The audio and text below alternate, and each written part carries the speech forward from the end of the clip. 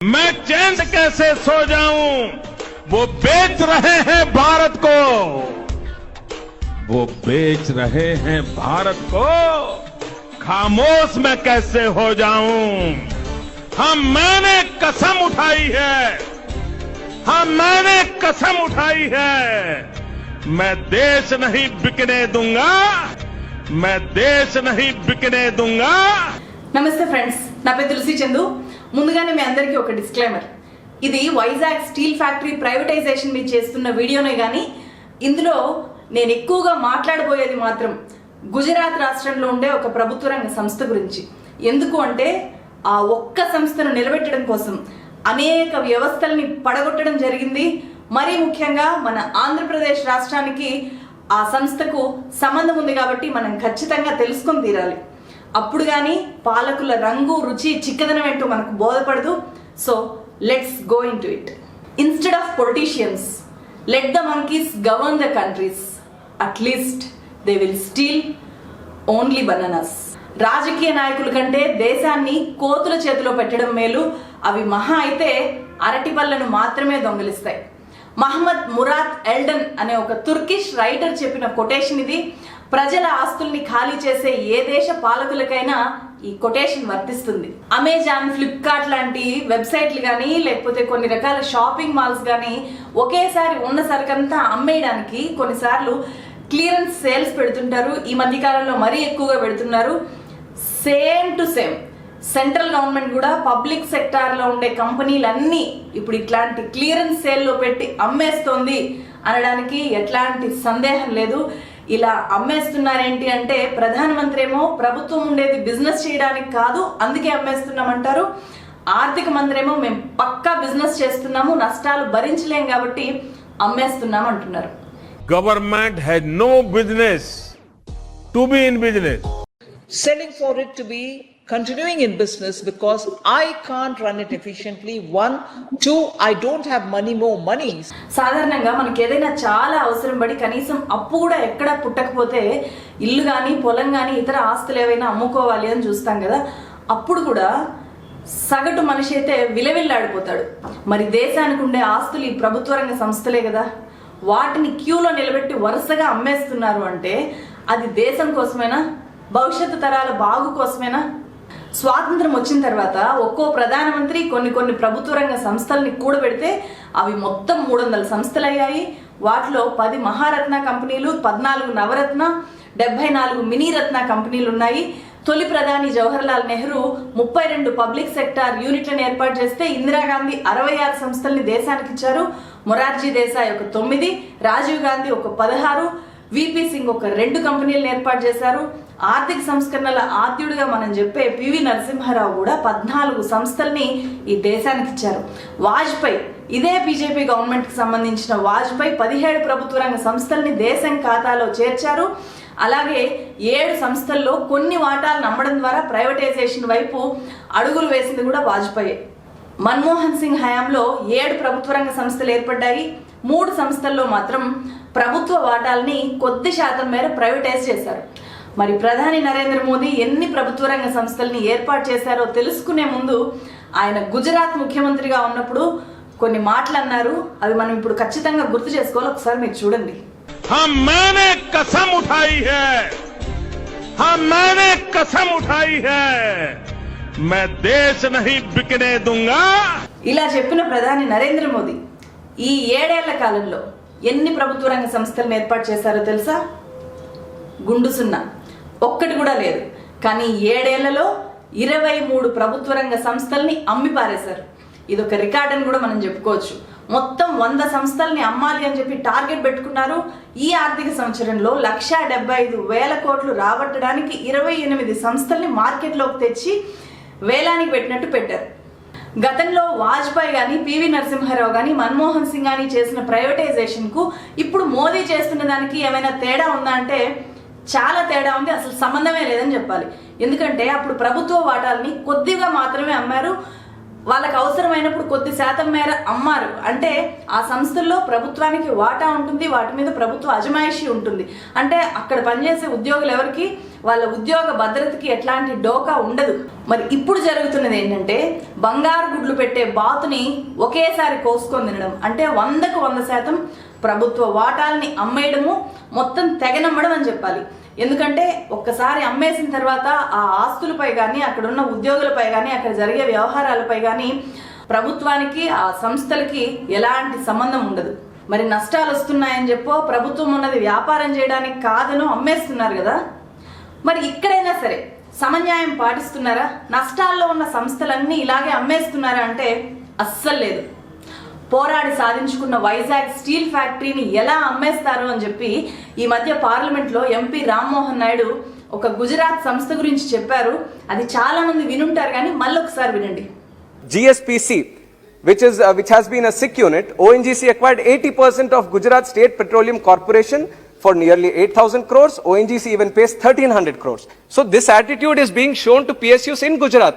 Why not to the plants in Vizag? Why this stepmotherly treatment? The central government talks about one nation, one election, one nation, one ration, and so many things which should be in one nation, one constitution. I demand for one nation, one justice. Senior journalist Murthy తన TV చర్చల్లో ఇదే అంశాన్ని చాలా సార్లు లేవనెత్తారు. అది బాగా viral అయింది. అది కూడా ఒకసారి చూడండి. జిఎస్పిసి నష్టాల్లో ఉంటుందని నమ్మలేదండి. దాంతో ఓఎన్జీసీతో పెట్టుబడులు పెట్టించారు. గుజరాత్ వాడికి ఇష్టమా? అదేనే అంటున్నా, గుజరాత్ తల నేను తోక. నా బతుకు ఎప్పుడు తోకే కదా, నా రాష్ట్రమే కదా తోక. గుజరాత్ ఎప్పుడు తలే. ఏం గుజరాత్ నష్టం వస్తే ఎందుకు అమ్మారన్నా? ప్రైవేటైజేషన్ ఒకటైతే జిఎస్పిసి కూడా అమ్మాలి. పాలసీ కేంద్రం అంతా ఒకటైతే జిఎస్పిసి అమ్మాలి. దాంతో ఎందుకు పెట్టుబడులు పెట్టించారు? నాదాన్ని ఎందుకు అమ్మిస్తానంటున్నారు? Gujarat state petroleum corporation GSPC ఏంటి సంస్థ? కేంద్రానికి అంత స్పెషల్ అంటే అవును, మామూలు స్పెషల్ కాదు, భయంకరమైన స్పెషల్. దాని గురించి రాస్తే రామాయణం అంత పెద్ద గ్రంథం అవుతుంది, తీస్తే బాహుబలి అంత పెద్ద సినిమా అవుతుంది. ఆ కథ ఏంటి? వైజాగ్ స్టీల్ ఫ్యాక్టరీ గురించి చేస్తున్న ఈ వీడియోలో GSPC గురించి ఎందుకు చెప్తున్నాను? నిజంగా తెలుసుకోవాలి అనే ఆసక్తి ఉంటే మాత్రమే మిగిలిన వీడియో చూడండి. లేకపోతే ఎందుకమ్మా మాకు ఇదంతా పెద్ద బోరింగ్ సబ్జెక్టు అంటే మాత్రం ఇక్కడితో ఆపేయచ్చు. మీరు ఫిక్స్ అయ్యారు కదా? Okay, ready. మరి మనం ఇప్పుడు ఫ్లాష్ బ్యాక్లోకి వెళ్ళాలి. మామూలు ఫ్లాష్ బ్యాక్ కాదు, 16 ఏళ్ళ వెనక్కి వెళ్ళాలి. కాబట్టి జస్ట్ మనం స్క్రీన్ కలర్ని కొంచెం మారుద్దాం. ఎస్, అది 2005వ సంవత్సరం జూన్ 26 ఆదివారం. అంతా రిలాక్స్డ్గా ఉన్నారు. గుజరాత్కు నరేంద్ర మోదీ రెండోసారి ముఖ్యమంత్రిగా పనిచేస్తున్న రోజులవి. ఆ రోజు మోదీ ఒక సంచలన ప్రకటన చేస్తారు అని చెప్పి మీడియాను పిలిచారు. నిజంగానే అది సంచలన ప్రకటన, మహా సంచలన ప్రకటన అది. आज भारत 80,000 करोड़ रुपयों का पेट्रोलियम आयात करता है। 80,000 करोड़ रुपए। हम 2014 के सितंबर तक 80,000 करोड़ रुपया जो देश के बाहर जा रहे हैं उसको गुजरात रोकने की क्षमता रखता है, और ये 80,000 करोड़ रुपया हिंदुस्तान के गरीब के काम आएंगे. ఆంధ్రప్రదేశ్ రాష్ట్రంలో ఉండే కృష్ణా గోదావరి బేసిన్లో దేశంలోనే అతిపెద్ద గ్యాస్ నిల్వల్ని మేము గుర్తించాం. GSPC ద్వారా 2,20,00,000 కోట్ల రూపాయల విలువైన 20 ట్రిలియన్ క్యూబిక్ మీటర్ల గ్యాస్ కనిపెట్టాం. 2007 నాటికి గ్యాస్ వెలికి తీస్తాము. దేశ హైడ్రోకార్బన్ సెక్టార్లో ఇదొక గొప్ప చారిత్రక సందర్భం. ఇది ఆ సంచలన ప్రకటన. నాటి కేంద్ర ప్రభుత్వంతో సహా దేశం మొత్తం అవాక్కై నరేంద్ర మోదీ వైపు చూసేలా చేసిన ప్రకటన ఇది. ఎందుకు అంటే 20 ట్రిలియన్ క్యూబిక్ మీటర్ల గ్యాస్ ని కనిపెట్టడం అంటే అది మామూలు విషయం కాదు. ప్రపంచంలో ఉండే అతిపెద్ద చమురు కంపెనీలకు మాత్రమే సాధ్యమైన పని అది. అట్లాంటిది ఒక రాష్ట్ర స్థాయి సంస్థ GSPC కనిపెట్టింది అని చెప్తే అది పెద్ద సంచలనం సృష్టించింది దేశంలో. అందుకే మోదీ నాయకత్వం వల్లే GSPC ఈ ఘనతను సాధించింది అని చెప్పి మీడియా రాసింది. అప్పటిదాకా మీడియాలో మోదీ మీద ఏమైనా వార్తలు వస్తున్నాయా అంటే అవి గోద్రా కేసు, మత కల్లోలాలకు సంబంధించిన అంశాలే ఎక్కువ వచ్చేవి. కానీ ఆ ఒక్క ప్రకటన మొత్తం నరేంద్ర మోదీ ఇమేజ్ ని మార్చేసింది. 2005 నుంచి మొత్తం మారిపోయింది. ఇందుకే మనం GSPC చరిత్ర గురించి ప్రస్తావించుకోలేదు. 1979లోనే ఏర్పడ్డ గుజరాత్ స్టేట్ పెట్రోలియం కార్పొరేషన్ రాష్ట్ర ప్రభుత్వ హయాంలో నడిచే ఏకైక చమురు సంస్థ దేశం మొత్తంలోకి. మనం విశాఖ ఉక్కు, ఏపీ హక్కు అని ఎంత గర్వంగా చెప్పుకుంటామో గుజరాతీలు ఈ GSPCని ముకత్ మనీ అంటారు. కేజీ బేసిన్ లో గ్యాస్ నిక్షేపాలు కనిపెట్టిన తర్వాత GSPC Narendra Modi mark Gujarat model గా అవతరించింది. మొట్టమొదటి మోడల్ గా ప్రాజెక్ట్ చేశారు దీన్ని. అప్పటిదాకా గుజరాత్ మోడల్లో అనే మాట వినిపించలేదు. ఇది గుజరాత్ మోడల్ గా వచ్చిన మొట్టమొదటి company. Led to the establishments of GSPC. And then we raced past several milestones. And Gujarat is fortunate to have a dreamer, a visionary, who has the courage to take calculated risks and the grit to go that extra mile.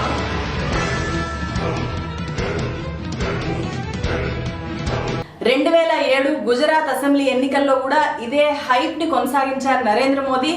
GSPC చేసిన పరిశోధనని, కనిపెట్టిన చమురుని చాలా highlight చేస్తూ చెప్తూ వచ్చారు ప్రచార సభల్లో కూడా. అది ఎంతలా హైలైట్ చేశారంటే, మీరు మీ ఇంట్లో ట్యాప్ తిప్పితే మీకు నీళ్లకు బదులు చమురు పట్టుకునేంత స్థాయిలో మనం ఇప్పుడు చమురు, గ్యాస్ మీకు ఇవ్వగలము. అంత రిచెస్ట్ స్టేట్ గా మనం అవతరించాము, అంత ఘనతను సాధించాము నా నాయకత్వంలో. మీరు మళ్ళీ నన్ను గెలిపించాలి అంటే ఘనమైన మెజారిటీతో గుజరాతీ ప్రజలు నరేంద్ర మోదీకి మూడోసారి అధికారాన్ని ఇచ్చారు. మూడోసారి ముఖ్యమంత్రి అయిన తర్వాత ప్రతి రంగంలోనూ గుజరాత్ మోడల్ పుట్టాయి. దేశమంతా కూడా వైబ్రెంట్ గుజరాత్, గుజరాత్ మోడల్లోనే నినాదాలు మారుమోగాయి. 2014లో గుజరాత్ సీఎం నరేంద్ర మోదీ భారతదేశానికి ప్రధానమంత్రి అయ్యారు. प्रधानमंत्री के रूप में अपने कर्तव्यों का श्रद्धापूर्वक और शुद्ध अंतःकरण से నిర్వహణ కరుంగా. ముఖ్యమంత్రిగా ఉన్న నరేంద్ర మోదీ ప్రధానమంత్రి స్థాయికి ఎదిగారు కదా, మరి అంత భారీ గ్యాస్ నిక్షేపాలను కనిపెట్టిన జిఎస్పిసి ఇంకే స్థాయికి ఎదిగి ఉండాలి. 2005 నుంచి ఇప్పటిదాకా సరిగ్గా 16 ఏళ్లు గడిచాయి. జిఎస్పిసి కేజీ బేసిన్ నుంచి ఎంత గ్యాస్ వెలికి తీసిందో తెలుసా? మీరు ఒక్క క్షణం ఊహించండి, చూద్దాం ఎంత తీసి ఉంటుందో. ఊహించారా? ఓకే, మీ ఊహ మీ దగ్గర పెట్టుకోండి. నిజానికి ఎంత గ్యాస్ తీశారంటే అక్షరాల 0. కేజీ బేసిన్లో ఒక్క కేజీ గ్యాస్ కూడా బయటికి తీయలేదు. ఏంటి షాక్ తిన్నారా? కథ ఇప్పుడే మొదలైంది, ఇంకా ఇంటర్వెల్ కూడా రాలేదు. మనం ఈ 0 గ్యాస్ కోసం జిఎస్పిసి చేసిన ఖర్చు ఎంతో తెలుసా? 20,000 కోట్ల రూపాయలు. గ్యాస్ బయటికి తీయడానికి కాదు ఈ ఖర్చు, గ్యాస్ ఉందో లేదో తెలుసుకోవడానికే ఇంత డబ్బు ఖర్చు పెట్టింది. ఏంటి లాజికల్ గా కరెక్ట్ అనిపించట్లేదా? 2005లోనే Modi 20 trillion cubic metres gas ఉంది అని ప్రకటించేశాక మళ్ళీ ఉందో లేదో కనుక్కోవడం ఏంటి? దానికి 20,000 కోట్లు అంటే మన వైజాగ్ స్టీల్ ఫ్యాక్టరీ ధర కంటే జస్ట్ 12 కోట్లు తక్కువ. అంత ఖర్చు పెట్టడం ఏంటి అని అనుమానం వస్తుందా? ఎవరికైనా సరే కామన్ గా వచ్చే డౌటే ఇది. నిజంగా లేని గ్యాస్ కోసం జిఎస్పిసి కేజీ బేసిన్లో 20,000 కోట్ల రూపాయలు ఖర్చు పెట్టింది.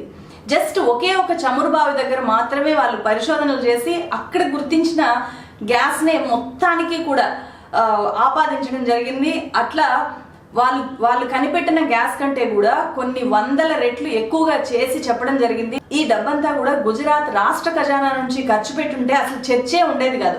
వాళ్ళ డబ్బు వాళ్ళు పెడితే పెట్టారు, ఒక ప్రయత్నం చేశారు, ఫెయిల్ అయ్యారు అని అనుకోవచ్చు. కానీ అట్లా జరగలేదు. ఈ డబ్బంతా ఖర్చు పెట్టింది 15 ప్రభుత్వ రంగ బ్యాంకుల నుంచి అప్పుగా తీసుకొని వచ్చి ఖర్చు పెట్టారు. అంటే ఇదంతా ప్రజల డబ్బు. ఎంత ఘోరం అంటే 2005లో ప్రకటిస్తే 2007-9 మధ్యలోనే కేజీ బేసిన్లో అసలు బయటికి తీయగల గ్యాసే లేదు అని చెప్పి తేలిపోయింది. అయినా సరే 2016 దాకా అప్పులు తీసుకుంటూనే ఉన్నట్లు బ్యాంకు లెక్కలు చెప్తున్నాయి. ఇదంతా పక్కా స్కామ్ అని చెప్పి కాంగ్రెస్ పార్టీ ఆరోపిస్తూ వచ్చింది. కాంగ్రెస్ చేసిన ఆరోపణలను అయితే పెద్దగా మనం కూడా పట్టించుకోవాల్సిన పని లేదు, ఎందుకంటే ప్రత్యర్థి పార్టీల మీద చేస్తూనే ఉంటారు అనుకోవచ్చు. కానీ controller and auditor general CAG ఇచ్చిన నివేదికలో తీవ్రమైన విమర్శలు చేసింది కాగ్. అలా ఒక నివేదిక కాదు, వరుసగా నివేదికలు ఇస్తూ వచ్చింది. వాటిలో అంబానీ, అదానీ సహా 4-5 ప్రైవేట్ కంపెనీలకు మేలు చేయడానికే నరేంద్ర మోదీ ప్రభుత్వం జిఎస్పిసిని నష్టాల్లోకి నెట్టి ఒక రకంగా జిఎస్పిసిని వాడుకుంది అని చెప్పి తీవ్రమైన వ్యాఖ్యలు చేసింది కాగ్. ఏమాత్రం అనుభవం లేని విదేశీ కంపెనీలతో ఒప్పందం చేసుకోవడాన్ని కాగ్ తప్పుపట్టింది. ఒప్పందం చేసుకున్న కంపెనీల్లో కొన్ని కాగితం కంపెనీలు అయితే కొన్ని బట్టల వ్యాపారం చేసే కంపెనీలు అంటే ఏంటి, చమురు తీయడానికి వచ్చిన కంపెనీలు. కేజీ బేసిన్ లో భారీ స్కామ్ జరిగింది అని చెప్పి ఇండిపెండెంట్ జర్నలిస్టులు రాశారు చాలా మంది అక్కడ పరిశోధనలు చేసి. సుబీర్ ఘోష్ అనే ఒక ప్రామినెంట్ జర్నలిస్ట్ అయితే grand illusion, the GSPC disaster and the Gujarat model అనే పుస్తకాన్ని రాశారు. ఆ పుస్తకం అమెజాన్ లో ఉంది, లింక్ కూడా ఇస్తాను చూడండి. 2016 నాటికి జిఎస్పిసి మనుగడ చాలా కష్టమైపోయింది. అటు గ్యాస్ దొరకలేదు, ఇటు వ్యాపారం చేసే పరిస్థితి లేదు, ఆస్తులన్నీ కూడా వేలం వేసినా కనీసం వడ్డీకి కూడా సరిపోని పరిస్థితి. అట్లాంటప్పుడు జిఎస్పిసిని మూసేస్తే ఈ ఆలోచన కూడా కేంద్రానికి జీర్ణంగానే ఒక భయంకరమైన ఆలోచన లాగా కనిపించింది. ఎందుకంటే గుజరాత్ మోడల్ అంటేనే ఇది అని చెప్పి ప్రచారం చేశారు కాబట్టి అది మూసేశారు అంటే అంతకు మించిన డ్యామేజ్ ఇంకేమీ ఉండదు నరేంద్ర మోదీ ప్రభుత్వానికి కానీ కేంద్రం మొత్తానికి కానీ. అప్పుడు కేంద్రానికి oil and natural gas corporation ONGC ఒక పెద్ద ఆశాజ్యోతి లాగా కనిపించింది. మంచి లాభాల్లో ఉన్న ఓఎన్జీసీతో ఈ జిఎస్పిసి కేజీ బేసిన్ బ్లాకులన్నీ కొనేలాగా చేసింది కేంద్రము. ఆ సంస్థ ఒప్పుకోకపోతే మెడలు వంచి మరీ 8,000 కోట్ల రూపాయలకి డీల్ కుదిర్చారు. కేంద్రం తీసుకున్న నిర్ణయాల వల్లే ఓఎన్జీసీ సంక్షోభంలోకి వెళ్ళిపోయింది అని చెప్పి ఆ సంస్థ ఉద్యోగులే ప్రధానికి రాసిన లేఖ ఒక్కసారి మీరు కూడా చూడండి. ఇది 2018 సెప్టెంబర్ 4వ తేదీన ప్రధానమంత్రికి ఉద్యోగులు రాసిన లేఖ. ఏంటి మా సంస్థని ఇట్లా చేసేశారు, దేశాన్ని సంక్షోభంలోకి నెట్టినట్లే మమ్మల్ని మా సంస్థని నెట్టేశారు అని చెప్పి ఆవేదన వ్యక్తం చేస్తూ ఓఎన్జీసీ ఉద్యోగులు ప్రధానమంత్రికి రాసిన లేఖ ఇది. జిఎస్పిసి సినిమా ఇంకా అయిపోలేదు. ఓఎన్జీసీ ఇచ్చింది 8,000 కోట్లు అంటే ఇంకా 12,000 కోట్ల రూపాయలు ఆ సంస్థ బ్యాంకులకి రుణాలు కట్టాలి. అంటే అప్పుడు కూడా దివాలా దశలోనే ఉంది. అలాంటప్పుడు రిజర్వ్ బ్యాంక్ ఆఫ్ ఇండియా నుంచి 2018 ఫిబ్రవరి 13న ఒక సర్క్యులర్ వచ్చింది. అన్ని బ్యాంకులకి వచ్చింది ఆ సర్క్యులర్. ఏ సంస్థకైనా సరే 2,000 కోట్ల అప్పుకి మించి ఉంటే దాన్ని 6 నెలల లోపు ఆ సంస్థ చెల్లించకపోతే ఆ సంస్థని దివాలా తీసినట్లు ప్రకటించాలి, బ్యాంక్ కరప్ట్ అని చెప్పి ప్రకటించాలి. ఆ తర్వాత వేలం వేసుకునే హక్కు ఆటోమేటిక్ గా బ్యాంకుకి వెళ్తుంది. సో అది ఆ సర్క్యులర్. ఆర్బీఐ నిర్ణయం మీద దేశ చరిత్రలోనే మొట్టమొదటిసారిగా కేంద్రం కోర్టుకు ఎక్కింది. ఇది కేంద్రంతో సంబంధం లేని నిర్ణయం. ఎందుకంటే సర్క్యులర్ వల్ల ఖచ్చితంగా ఎఫెక్ట్ అయ్యే వాటిలో జిఎస్పిసి ఉంటుంది. జిఎస్పిసి లాగే కొన్ని చాలా కంపెనీలు ఉంటాయి. దేశాన్ని ముంచేసి బ్యాంకులను ముంచేసిన చాలా కంపెనీలు ఉంటాయి. ఆ కంపెనీల మీద ఒత్తిడి పెంచి తొందరగా మొండి బాకీల్ని వసూలు చేసుకునే ఉద్దేశం ఆ సర్క్యులర్ని జారీ చేయడం వెనక ఉద్దేశం. కానీ అదంతా పక్కన పెట్టి ఆ సర్క్యులర్ వల్ల జిఎస్పిసి ఎఫెక్ట్ అవుతుంది కాబట్టి కేంద్రం కోర్టుకు ఎక్కింది. అది కూడా ఇండైరెక్ట్ గా అదానీ ద్వారా రంగంలోకి దిగింది. అదానీ పవర్స్ అలహాబాద్ హైకోర్టులో పిటిషన్ వేస్తే ఆ పిటిషన్ మీద కేంద్ర ప్రభుత్వాన్ని అలహాబాద్ హైకోర్టు వివరణ అడిగితే సాధారణంగా అయితే ఏం జరుగుతుందంటే కేంద్ర ప్రభుత్వం రిజర్వ్ బ్యాంక్ ఆఫ్ ఇండియా చేసింది కరెక్టే, ముంచేసిన కంపెనీల నుంచి వసూలు చేసేదానికి ఇట్లాంటి సర్క్యులర్లు జారీ చేయడం కరెక్టే అని సమర్థించాలి. కానీ రిజర్వ్ బ్యాంక్ తీసుకున్న నిర్ణయంతో కేంద్ర ప్రభుత్వం విభేదిస్తూ అదానీ పవర్స్ కి మద్దతు తెలిపింది. సుప్రీంకోర్టులో కూడా కేంద్రం వాదనే నెగ్గడంతో జిఎస్పిసి బ్యాంక్ జప్తు నుంచి తప్పించుకోగలిగింది. ఆ తర్వాత కేంద్ర పెద్దల చొరవతోనే గుజరాత్ లోని ఇతర పబ్లిక్ సెక్టార్ కంపెనీలు జిఎస్పిసి ఆస్తులు కొనడము, డిబెంచర్లు కొనడము ద్వారా ఆ సంస్థ మీద వడ్డీ భారాన్ని తగ్గించగలిగారు. ఇప్పుడు కూడా జిఎస్పిసి తీవ్రమైన నష్టాల్లోనే ఉంది. బ్యాలెన్స్ షీట్ ఒకసారి చూడొచ్చు. లాస్ట్ ఇయర్ కూడా కాగ్ ఎత్తి చూపింది, గవర్నమెంట్ ని విమర్శించింది.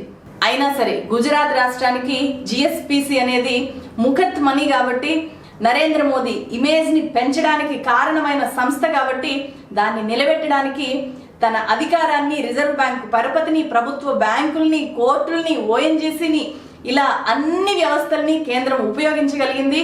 చివరికి నిలబెట్టగలిగింది. అంటే ఈ వీడియోలో జిఎస్పిసి గురించి ఇంత డీటెయిల్ గా చెప్పడం వెనుక ఉద్దేశము ఆ సంస్థని మూసేయాలి అని కాదు, ప్రైవేట్ వ్యక్తులకి అమ్మేయాలి అని కాదు. ప్రభుత్వం తలుచుకుంటే ఏం చేయగలదో ఎస్టాబ్లిష్ చేయడానికే ఇంత డీటెయిల్ గా ఈ వీడియోని చేయడం జరిగింది. మన దేశంలో 32 మంది ప్రాణ త్యాగాలు, 61 గ్రామాల ప్రజల భూమి త్యాగాలు, ప్రజలందరి సుదీర్ఘ పోరాటం వల్ల ఏర్పడ్డ కర్మాగారాలు, ప్రభుత్వ రంగ సంస్థలు ఏవైనా ఉన్నాయా అంటే అది వైజాగ్ స్టీల్ ఫ్యాక్టరీ ఒక్కటే. అయినా సరే నష్టాల్లో ఉన్న జిఎస్పిసి, స్కాముల్లో ఉన్న జిఎస్పిసి కొనసాగుతూనే ఉంటుంది. వైజాగ్ స్టీల్ ఫ్యాక్టరీ మాత్రము ప్రైవేటైజ్ అయ్యే జాబితాలో చేరింది. ప్రైవేటైజేషన్ కి సిద్ధం చేస్తున్నారు. ఇప్పటికే క్యూలో నిలబెట్టారు. కేంద్రం సాయం చేయకపోయినా పర్లేదు, ప్రైవేట్ స్టీల్ ఫ్యాక్టరీకి ఇచ్చినట్లే క్యాప్టివ్ మైన్స్ ఇచ్చి వదిలేస్తే చాలు, దేశానికి వైజాగ్ స్టీల్స్ ఉక్కు పంటల్ని పండిస్తుంది. బోఫోర్స్ కుంభకోణాన్ని బయటపెట్టిన జర్నలిస్ట్ చిత్రా సుబ్రహ్మణ్యం 1997లోనే ఇండియా ఫర్ సేల్ అనే ఒక పుస్తకం రాశారు. స్వాతంత్రం వచ్చిన కొత్తలోనే తరిమెల్ల నాగిరెడ్డి తాకట్టులో భారతదేశం అనే పుస్తకం రాశారు.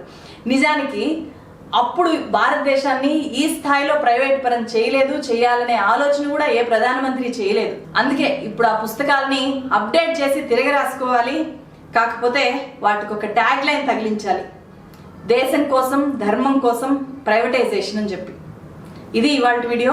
ఫ్రెండ్స్, మీకేమాత్రం అవకాశం ఉన్నా ఛానల్ గ్రూప్లో చేరాలి అని చెప్పి నేను రిక్వెస్ట్ చేస్తున్నాను. ఎందుకంటే ఇండిపెండెంట్ జర్నలిస్టులు బలంగా నిలబడాలి అంటే మీలాంటి ప్రతి ఒక్కరి సపోర్టు నాకు అవసరం. కాబట్టి ఛానల్ ఇంప్రూవ్మెంట్కి మీరిచ్చే ఆ చిన్న చిన్న మొత్తాలు ఎంతో హెల్ప్ అవుతాయి. కాబట్టి అవకాశం ఉన్న వాళ్ళు ఖచ్చితంగా చేరండి అని చెప్పి రిక్వెస్ట్ చేస్తున్నాను. మరో మంచి వీడియోతో మళ్ళీ కలుస్తాను. Thank you so much.